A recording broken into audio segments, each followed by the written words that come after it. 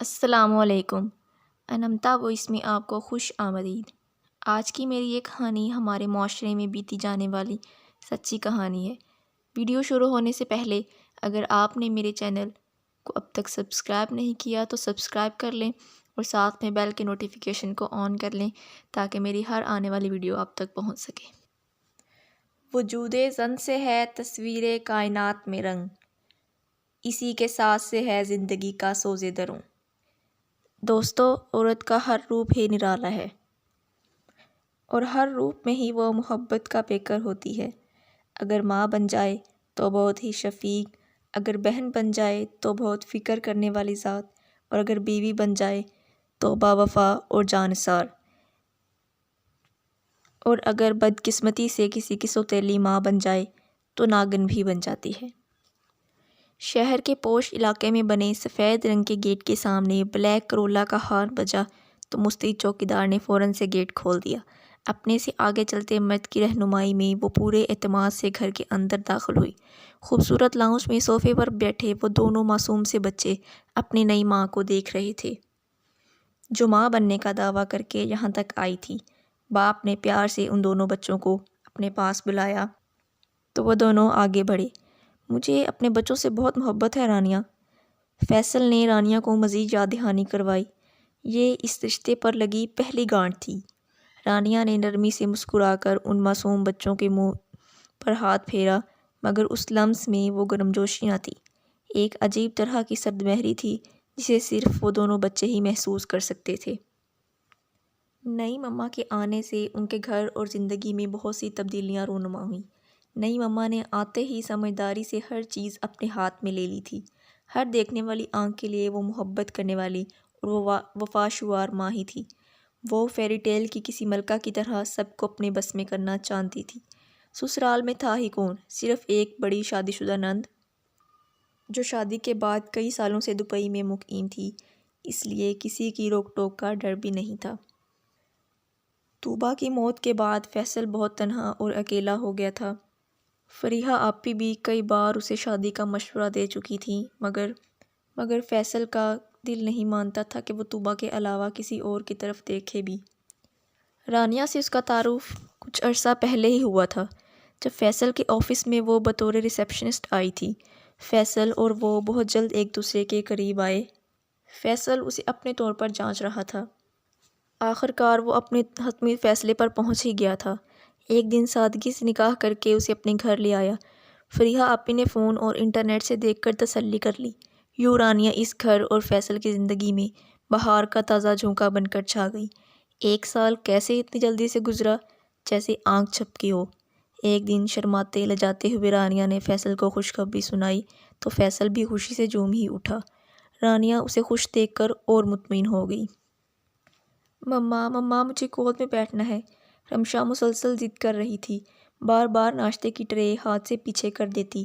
آج اتوار کا دن تھا، فیصل بھی گھر پر ہی موجود تھا۔ رجو، رمشا بیبی کو اندر لے جاؤ اور ناشتہ کروا دو، یہاں لانے کی کیا ضرورت ہے؟ رانیہ نے ناگواری سے کہا۔ ملازمہ نے گھبرا کر جواب دیا، بیگم صاحبہ، میں نے رمشا بیبی سے بہت بار کہا ہے لیکن وہ نہیں مانتی۔ بری بات ہے رمشا بیبی، ٹیبل مینرز اگر آپ نہیں سیکھو گی تو سب کیا کہیں گے؟ رانیہ نے بظاہر نرم لہجے میں کہا، مگر اس کے لہجے میں واضح اکتاہٹ موجود تھی۔ رانیہ نے فیصل کی طرف اشارہ کیا اور فیصل فوراً اشارے کو سمجھ گیا اور رمشا کو پیار سے سمجھانے لگا۔ مگر رمشا ایک ہی ضد کیے جا رہی تھی۔ آپ دیکھ رہے ہیں نا فیصل کہ رمشا کتنی ضدی ہو گئی ہے۔ جب تک ممکن تھا میں نے ان کے لاڈ اٹھائے، مگر اب رانیہ کا اشارہ اپنی حالت کی طرف تھا۔ رمشا، بس بہت ہو گیا، آپ بہت ضدی ہو گئی ہو، جاؤ، دوبارہ میں کوئی آواز نہ سنوں۔ فیصل ایک دم ضد کرتی رمشا پر چلایا اور اسے اپنی گود سے اتارا۔ رمشا ایک دم ڈر گئی اور رونے لگی۔ رجو نے صاحب کے اشارے پہ اس کا ہاتھ پکڑا اور کھینچتی ہوئی اندر لے گئی۔ آپ نے بلا وجہ ہی بچی کو ڈانٹ دیا فیصل، میں کسی طرح اسے بہلا لیتی، میں آپ کو پریشان نہیں دیکھ سکتی۔ فیصل کا تنا ہوا چہرہ یکدم ہی پرسکون ہو گیا۔ رانیہ کے چہرے پر پھیلی مسکراہٹ اور گہری ہو گئی۔ صرف 1.25 سال ہی ہوا تھا اسے گھر آئے اور فیصل مکمل طور پر اس کے زیر اثر آ گیا تھا۔ رمشا ہچکیاں لیتی سامنے بیٹھے عادل کو ساری بات بتا رہی تھی۔ عادل کی آنکھوں میں اداسی مزید گہری ہو گئی، مگر اسے اپنی پیاری بہن کے آنسو پوچھنا تھے۔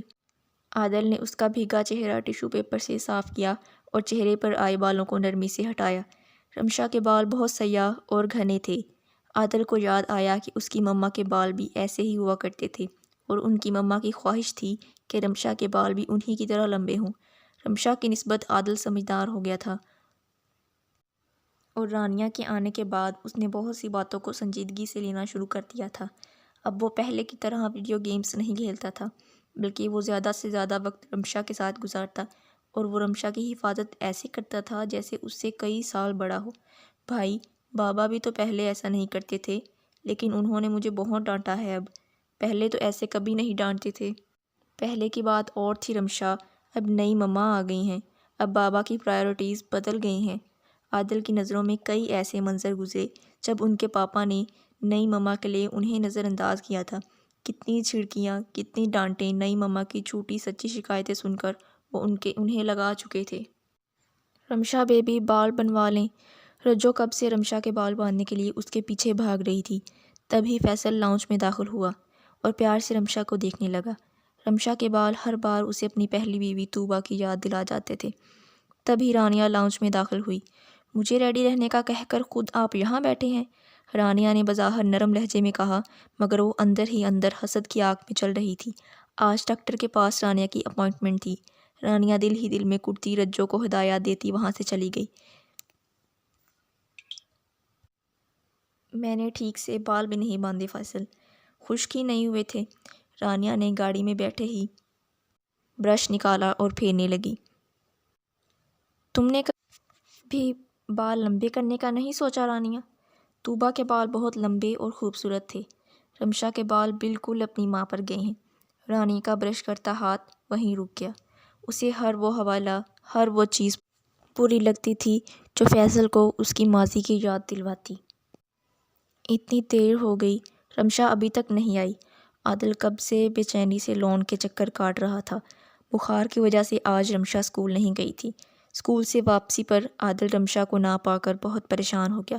رجو نے عادل کو بتایا بھی تھا کہ رانیہ رمشا کو کلینک لے کر گئی ہے، مگر عادل کو سکون نہیں مل رہا تھا۔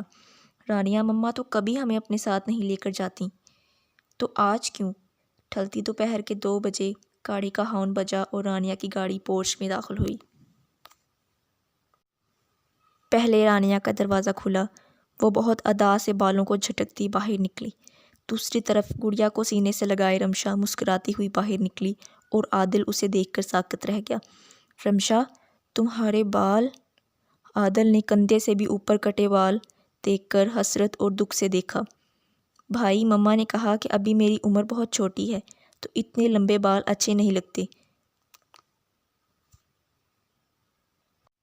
اسی وقت مسکراتی ہوئی رانیہ ان کے پاس سے گزری۔ عادل نے ایک نظر رانیہ کے چہرے پر ڈالی جس کی آنکھوں میں نفرت واضح تھی۔ عادل کے برعکس فیصل نے صرف حیرانگی کا ہی اظہار کیا، مگر جب رانیہ نے مخصوص انداز میں سمجھایا کہ رمشا بہت چھوٹی ہے، بہت کمزور ہے، وہ اپنے بال نہیں سنبھال سکتی، تو فیصل بھی اسی کی تائید میں کہنے لگا۔ عادل غصے میں کھانا ادھورا چھوڑ کر کمرے میں چلا گیا۔ لگتا ہے عادل نے مجھے اپنی ماں کی جگہ نہیں سمجھا، اسی لیے میرے ہر عمل اور ہر بات کو شک کی نگاہ سے دیکھتا ہے، رانیہ نے مصنوعی اداسی سے کہا۔ تم فکر مت کرو، میں عادل کو دیکھ لیتا ہوں۔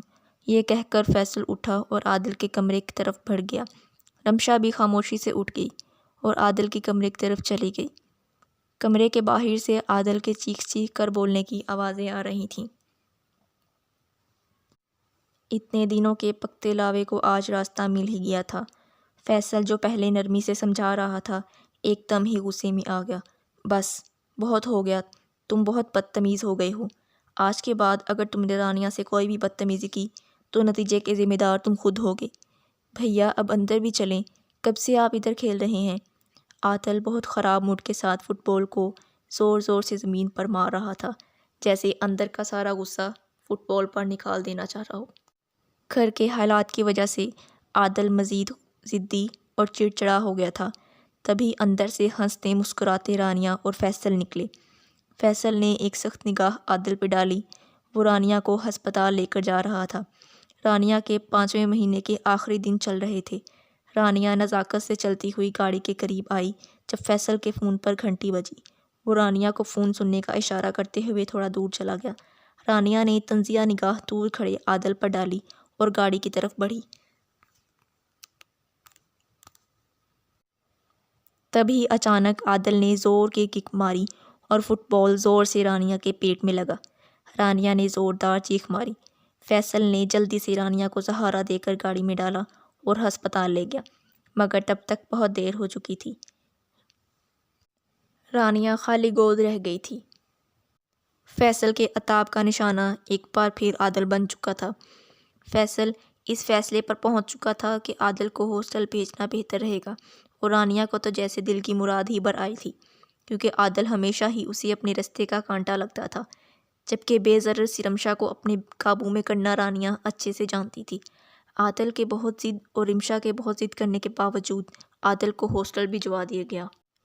عادل کے جانے کے بعد رمشا بہت روئی، کیونکہ ماں کے مرنے کے بعد عادل سے سب سے زیادہ کلوز تھی۔ رمشا کی حالت دیکھ کر فیصل کو اپنا کیا گیا فیصلہ غلط لگنے لگتا، جسے بھانپ کر رانیہ نے فوراً سے فیصل کو دوبارہ بدظن کرنا شروع کر دیا۔ فیصل، آپ نے کون سا شوق سے بھیجا ہے؟ ہماری بھی مجبوری تھی۔ رہی بات رمشا کی، وہ تو بچی ہے، سنبھل ہی جائے گی۔ فیصل کچھ مطمئن ہو گیا۔ ویسے بھی فیصل، عادل کون سا ہم سے دور ہے، جب دل کرے گا ہم مل آیا کریں گے، بلکہ میں روز کھانا بھی بنا کر بھجوا دیا کروں گی۔ رانیہ کے کہنے پر فیصل کے ذہن پر دھرا بوجھ کم ہو گیا۔ تم کتنی اچھی ہو رانیہ، لیکن عادل کو دیکھنے کے لیے دل پریشان ہو گیا ہے۔